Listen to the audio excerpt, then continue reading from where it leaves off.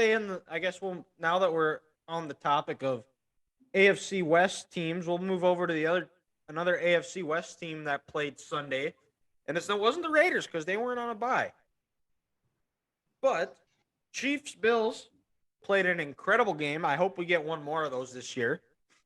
It was a rematch of the AFC divisional round. Bills came away this time, and it was a back and forth affair. And the Bills, their pass rush showed up. This is why you go and sign a guy like Von Miller, because he made plays. He was able. I think he got a sack. He had a big tackle on a third down that if he doesn't tackle him, Mahomes runs for a first down. And the Chiefs they struggled to run the ball. They ended up settling for a couple of field goals. They had a good one at the end of the half, right after the Bills took the lead, but it was an incredible game, and it just kind of felt like whoever was going to have the ball last was going to win, and that was the case when they hit Gabe. Yeah, was it Gabe Davis the touchdown or Dawson Knox, who thought he had a game-winning touchdown in the playoffs last year, but the Bills, congratulations to them. They got the regular season Super Bowl championship. And now, Grant, are you how are you feeling after this game? What went wrong for your Chiefs? So kind of remember how I talked about last week how Trent McDuffie might come back because he was at practice?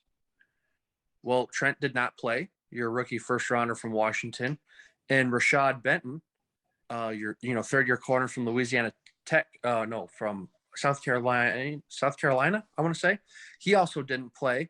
So you're not making excuses, but when you're going up against a stout receiving core like the Buffalo Bills have with Gabriel Davis and Stephon Diggs, and you're putting out there a fourth rounder from, I think Fayetteville State, and then a seventh rounder, Jalen Watson from Arkansas State, they're going to have some growing pains.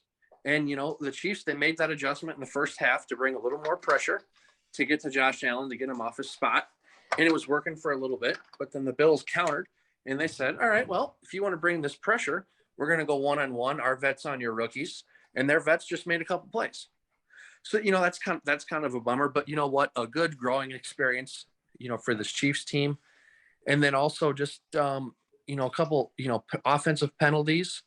A couple holding calls, a pass interference call on Travis Kelce. Juju had a nice, first down reception that went for 20 yards, but then he got called for an unsportsmanlike. So you're going to, that stalls the drive. And then what did he do again? He caught the pass, went up the Bill's sideline, was tackled out of bounds. It looks like when he stood up, he had a little something to say to someone on the Buffalo's bench. That's right. That's what it was. Yep. And then he almost kind of threw up like the deuces, like a peace sign or something with a hand gesture. So a combination of the hand gesture and what he said, Mr. Official did not like it and threw the 15-yard unsportsmanlike penalty with that. And then also, but he mentioned the Chiefs got that 60-yarder before half. They also missed a 51-yarder to start the second half. Yep.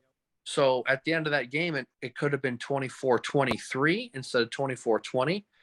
But, you can't, missed kicks happen, it's part of the game. So, for the Chiefs, the big thing is they need this secondary to continue to try to grow and get better, as the year goes on, because we knew that was going to be a weak part of this team this year because they rebuilt it. But then also, having Willie Gay being out, so this was his fourth game being suspended. He's the energy, he's the juice to this defense. And you look at these last 2 weeks, teams were able to run the ball a little more up the middle and feel confident because he wasn't playing. So I think having him back through the rest of the year will be a benefit for this defense. And, when you have Spags coaching, your defense is always going to start out a little slow. And by middle to the end of October to November, that's when they kind of get rolling a little bit and they're feeling better. So, all in all, it stinks that you lose, but Buffalo's got a hell of a team. Yeah. And the Chiefs back and forth. I mean, the game was tied after the first quarter, the second quarter, and the third quarter. and the Bills took the lead to win it with 1:04 left on the clock. Yeah, and they had a chance to win. It was just They had a chance to win it. And I don't even think it was a bad. I think it was just a bad. It wasn't a bad. I guess you could say it was a bad decision by Mahomes to throw that, but I think it was even a better play by Poyer to come off that guy and then just jump in front of it. It was Johnson or John. I thought it was Poyer that got the interception. It was number 7. Okay, yeah, you're right. Yeah, number 7 Johnson.